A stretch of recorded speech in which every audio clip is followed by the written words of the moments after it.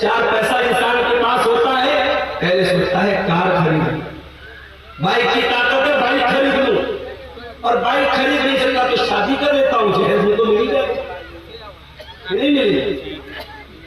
गरीब घर में भी शादी करेगा तो 1.5-2 लाख की बाइक तो मिल ही जाएगी।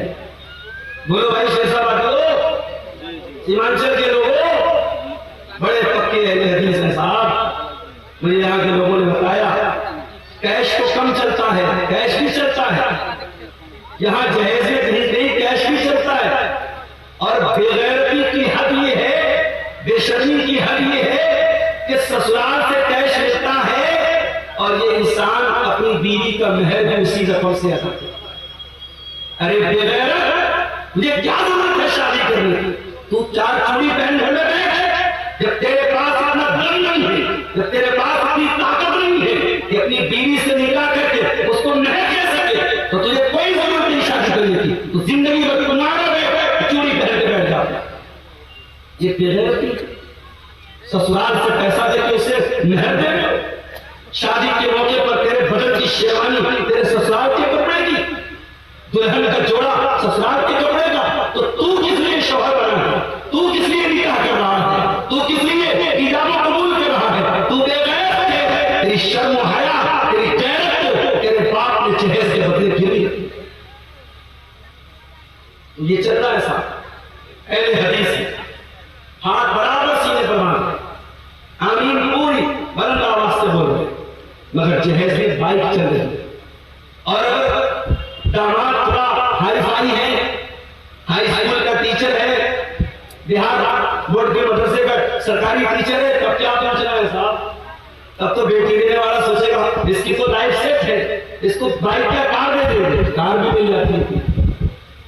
तो सवारी की मोहब्बत भी इंसान को दिल में डाली। उसके बाद फरमाया वल अनआम, और ऐ मेरे बंदो तुम्हारा क्या होगा?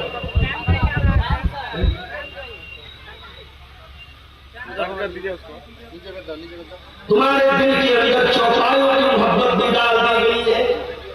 जो लोग गाय बैल बकरी पालते हैं ना, उनको अपने जानवर की बड़ी मोहब्बत होती है, जानवर की बड़ी मोहब्बत होती है। आजम खान की भैंस गायब हो गई उत्तर प्रदेश के अंदर, पुलिस पीछे लगेगी साहब आजम खान की भैंस गायब है। हालांकि कितनी कीमती गाय भैंस है भाई, लेकिन उस भैंस को तलाश करने के लिए जब अखिलेश की सरकार थी यूपी में, तो पुलिस तलाश करती थी कि साहब आजम खान साहब की भैंस मिलेगी। चौपाई की मोहब्बत, गाय बैल बकरी बकरा जो इंसान पालता है, उसकी मोहब्बत इंसान के दिल में डाली गई।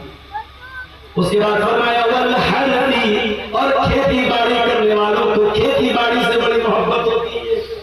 जैसे हमारे बनारस में साड़ी का कारोबार होता है, कपड़े का कारोबार, हमारे यहाँ खेती नहीं होती, बनारस शहर में खेती नहीं होती, तो हमारी खेती हुई है। बनारस चले जाओ, मऊ चले जाओ, मुबारकपुर चले जाओ, वहां साड़ी का कारोबार होता है, कपड़े का कारोबार होता है, तो वो कपड़ा ही उनकी खेती है। इंसान को अपनी खेती, अपने बिजनेस, अपने व्यापार से बड़ी मोहब्बत होती है। तो अल्लाह ने कितनी चीजों का नाम लिया? औरत, औलाद, सोने चांदी, घोड़े, चौपाए, खेती बाड़ी, इतनी सारी चीजों की मोहब्बत अल्लाह कह रहा है इंसान के दिल में डाली गई। उसके बाद अल्लाह फरमाता है दालिका मताउल हयातिद दुनिया, ऐ मेरे बंदे ये जमीन दुनिया में रहेगी, आखिरत में काम ना आएगी। ये जायदाद दुनिया में रहेगी, आखिरत में काम ना आएगी। तेरी औरत दुनिया में तेरे काम आएगी, आखिरत में काम नहीं आएगी।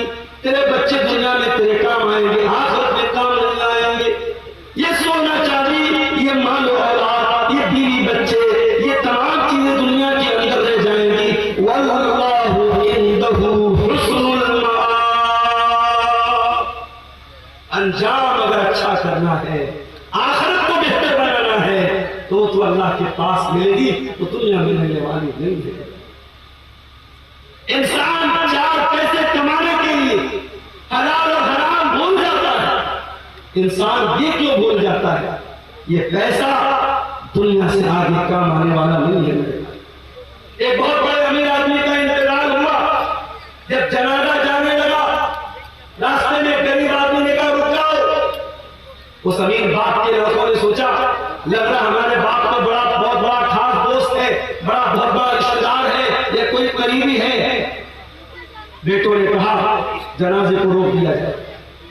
जनाजे को रोका गया, जनाजे को जमीन पर उतारा गया, चारपाई को खोला गया, मरने वाले का चेहरा खोला गया। वो गरीब इंसान उस अमीर इंसान के चेहरे को देख के कहता है, साहब दुनिया से जा रहे हो क्या लेके? क्या मेरी वो जमीन लेके जा रहे हो जो हड़प में बैठे थे? क्या मेरा वो पैसा लेके जा रहे हो जो आपने लेकर के नाजायज कब्जा कर लिया था? क्या मेरा हाथ मार के वापस दुनिया से लेके जा रहे हो? क्या लेके जा रहे हो साहब? इतना कहना था, उस अमीर बाप के बेटे साहब रोने लगे। ये दुनिया की हकीकत है। नमाज साथ में जाएगा, न जमीन साथ में जाएगी, न जायदाद साथ में जाएगी। और इंसान इन्हीं चीजों के लिए आज क्या नहीं करता है मेरे भाई? पड़ोसी का हक मार रहा है, भाई का हक मार रहा है, भाई बहन का हक मार रहा है, एक दूसरे के हुकूक मारेगा। मेरे भाई अल्लाह से डरो, क़यामत के दिन हुकूक लिबास का मामला बड़ा खतरनाक। अल्लाह के प्यारे नबी फरमाते हैं, ओ लोगों तुम दुनिया में लोगों का हक दे दो, वरना क़यामत के दिन उनको देना पड़ेगा। हत्ता युक़ाद लिश्शातिल जगहारी मिनश्शातिल क़रना। यहाँ तक कि दुनिया में अगर सींग वाली बकरी ने बगैर सींग वाली बकरी को मारा है, उस पर जुल्म और सितम किया है, तो सींग वाली बकरी को भी हिसाब देना पड़ेगा। इसी सीमांचल के इलाके में एक भाई ने इसको बताया, वल्लाहु आलम वाक़या सही भी हो सकता है, गलत भी हो सकता है, बताने वाले ने बताया एक आदमी को इलाज के लिए 25,000 रुपये की जरूरत है। 25,000 रुपये कोई बहुत बड़ी रकम नहीं है। एक गांव में न जाने कितने लोग ऐसे होते हैं जो 25,000 बड़ी आसानी से एक आध दो दिन में कमा लेते हैं। 25,000 की रकम की जरूरत पड़ी, डॉक्टर ने कह दिया पैसा देंगे तब ऑपरेशन होगा। वो बेचारा गरीब आदमी अपने गांव के कुछ पैसे वाले लोगों के पास है, उनसे पैसे का मुतालबा किया।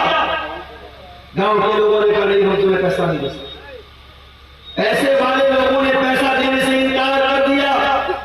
उस गरीब इंसान ने अपने बाप का ऑपरेशन कराने के लिए 25,000 की रकम उसने सूद पर कर्जा उठाया, उसने ब्याज पर कर्जा उठाया। और कर्जा देने वाला भी मुसलमान, ब्याज पर कर्जा देता है मुसलमान अपने मुसलमान भाई को, और उससे वो ऑपरेशन करता है। ये हालत है इस कौम की, ये हालत है इस समाज। इस कौम के अंदर सूद और ब्याज खाने के सिलसिले में लोग अल्लाह से न डरते हो, जिस कौम के लोग सूद और ब्याज को खाने को हलाल करते हो, उस कौम का अंजाम नहीं होना है जो आज पूरे मुल्क में पूरी दुनिया में हम देखें।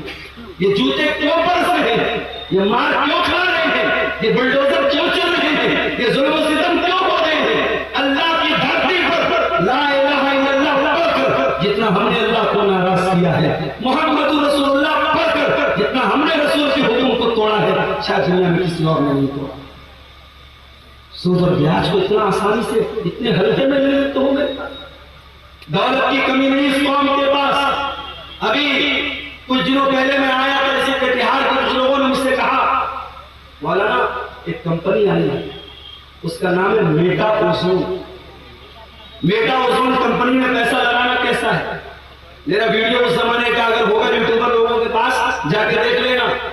मैंने साफ कहा ये मेटा ओजोन कंपनी हो या ये कोई भी क्रिप्टो के नाम पे कंपनी में इतना पैसा लगा दो, हम हर महीना इतना देंगे, ये जितने कंपनियां एक फिक्स अमाउंट आपको दे रही है, ये बिल्कुल गलत है, हराम। और अंजाम ये हुआ, ये सारी कंपनियां गरीबों का और मिडिल क्लास के लोगों का गाड़ी कमाई का पैसा लेकर भाग जाती है। और कटिहार के एक साहब ने 2 करोड़ रुपए लगाए थे, 2 करोड़ की बड़ी रकम लगाई थी इसी मेटा ओजोन कंपनी में। मुसलमान आदमी था और वो कुछ महीनों के बाद कंपनी भाग गई, आज उसकी वैल्यू 0 के बराबर। क्यों ऐसी चीजों के पीछे पड़ते हुए? क्या हलाल कमाने के तरीके नहीं है? बहुत सारे तरीके। मुझे याद है जामिया सल्फिया बनारस में हमारे साथ एक साथ पढ़ते थे, हमारे क्लास फेलो तो नहीं थे, हमारे दौर के थे, मुआसिर थे। वो रहने वाले सूरत के थे, गुजरात के। कुछ दिनों के बाद मेरा सफर हुआ गुजरात का, उनसे मुलाकात हुई मौलाना साहब से। मैंने सोचा साहब मौलवी साहब हैं तो किसी मस्जिद में इमामत करते होंगे, किसी मदरसे में पढ़ाते होंगे। तो मौलवी क्या करता है? मौलवी का तीन ही काम होता है, या तो मस्जिद में कहीं इमाम बन गया, या किसी मदरसे में टीचर बन गया, या फिर तबलीग का काम कर रहा है। मौलवियों की दुनिया बड़ी महदूद होती है। तो मैंने कहा कि भाई क्या करते हैं आप? उन्होंने कहा मौलाना साहब, शेख साहब, मेरे वालिद की समोसे की दुकान, समोसे की दुकान है और मैं समोसा रोजाना तैयार करता हूं, तेल में फ्राई करता हूं, उसको बेचता हूं। मुझे बड़ी हैरत हुई। मैंने कहा आप जामिया सल्फिया बनारस के पड़े हुए हैं और आप समोसा बेच रहे हैं? कहा शेख साहब इसमें क्या बुरा है? मैं बिजनेस कर रहा हूं, काम कर रहा हूं, इज्जत की रोटी है और सारे समाज की नजर में ये साहब जो मौलाना साहब है इनका समोसा बड़ा अच्छा होता है, इनका सामान बड़ा अच्छा। सोच के नजरिया ये भी है मेरे भाई। और मैं आज ही एक बात सोच रहा था और मेरा जी चाह रहा था फेसबुक पर कुछ लिखूं कि आज लोग मौलवियों की कमाई पर तो बड़ी बात है, मेरे साथ फला मौलवी बड़ा कमा रहा है, फला मौलवी को बड़ा मोटा लिफाफा मिला है, इस पर तो बड़ी तकलीफ है, बड़ा दर्द हो रहा है। कोई इस पर क्यों नहीं आवाज? 4-4 हजार 5-5 हजार रुपये तनख्वाह पर मदरसे में 8-8 घंटे मौलवी से ड्यूटी जो लोग लेते हैं, और उस पर भी 4-5 हजार तनख्वाह देने के बाद भी उस मौलवी की तनख्वाह हर महीने टाइम से मिल जाए। कितने मौलवी मदरसे में पढ़ाने वाले, रमजान आता है मदरसे का नाज़िम कहता है जाओ घूम घूम के भिखारियों की तरह चंदा करो तब तुम्हारी तनख्वाह मिलेगी। मेरे भाई इस बेगैरती की जिंदगी गुजारने से बेहतर है कि तुम जाओ और फुटपाथ पे कोई सामान बेचना शुरू कर दो, किसी चीज की तिजारत शुरू कर दो। ये गुलामी की जिंदगी, ये नाज़िम के आगे हाथ फैलाना, ये प्रिंसिपल के आगे हाथ फैलाना, ये मुसल्लियान के आगे हाथ फैलाना, ये लोगों की भीख गुजारा करना खत्म कर दो। मैं मौलवियों से कहना चाहूंगा, लॉकडाउन में ये सबक दे दिया कि मौलवी कौन दुनिया में जितना इस्तेसाल इस कौन का होता है उतना किसी का नहीं। मेरे भाई आज एक सफाई करने वाला, एक सड़क पे झाड़ू देने वाला, उसकी भी तनख्वाह कम से कम 20,000 रुपये होती है। एक ईट का और पत्थर का काम करने वाला मजदूर और लेबर, उसकी भी डेली की आमदनी कम से कम 600-700 रुपया होती है। मौलवी की तनख्वाह अगर 5,000 है तो बहुत बड़ी बात। उस मौलवी को 5,000 में परिवार चलाना है। और मैं सच्चा वाकया आपको बताता हूँ, बंगाल की सरजमीन पर मेरे एक दोस्त हैं, मदरसे में पढ़ाते हैं, हर साल रमजान में साउथ में चंदा करने जाते हैं और मैं हर साल साउथ में कुरान की तफसीर बयान करने जाता हूँ। हर साल उनका फोन आता है, मौलाना साहब फला इलाके में आया हूँ, कर्नाटक में आया हूँ, तमिलनाडु में आया हूँ, आगरा में आया हूँ, थोड़ा सिफारिश कर दीजिए, थोड़ा बोल दीजिए, थोड़ा मेरा चंदा मुझको मिल जाए। उनके चंदे पर उनको तनख्वाह मिलती है। और ममता बनर्जी की सरकार बंगाल में वहाँ मस्जिद के इमामों को 3,000 या 2,500 रुपये महीने मिलता है। वो हमारे जो दोस्त हैं अपने मोहल्ले की मस्जिद में इमामत भी कराते हैं। ममता की तरफ से उनको 2,500 रुपये मिलता है और शायद मदरसे वाले 7-8 हजार रुपये को देते हैं। मदरसे वालों को ये भी हजम नहीं हुआ, मदरसे के जिम्मेदारों को ये भी हजम नहीं हुआ कि ये 3,000 रुपया हमारे मदरसे में पढ़ा के अलग से कमा रहा है। उन्होंने पाबंदी लगा दी, साहब मदरसे के जितने टीचर हैं सुबह से दोपहर तक पढ़ाना है, फिर दोपहर से रात तक हॉस्टल की निगरानी करना है। ऑलरेडी 3 टीचर निगरानी कर रहे थे, मगर मदरसे के हरामखोर जिम्मेदारों ने और डिक्टेटरों ने और नमरूद की औलादों ने उस मौलवी को मिलने वाले ये चंद हजार रुपये जो महीने के थे, उनके पेट में दर्द शुरू हो गया और उन्होंने कहा नहीं, हॉस्टल की 24 घंटा निगरानी करनी। मैं मौलवियों से कहना चाहता हूँ, इस कौम के आगे भिखारी बनना बंद करो, अपने इल्म, अपने वकार, अपने ओहदे, अपने मकाम का लिहाज रखो। इस कौम में बहुत खून चूसा है तुम्हारा। और आज वो लोग जो आलिम नहीं है, जो गैर उलमा है, चाहे वो इंजीनियर अली मिर्जा हो, चाहे डॉक्टर इसरार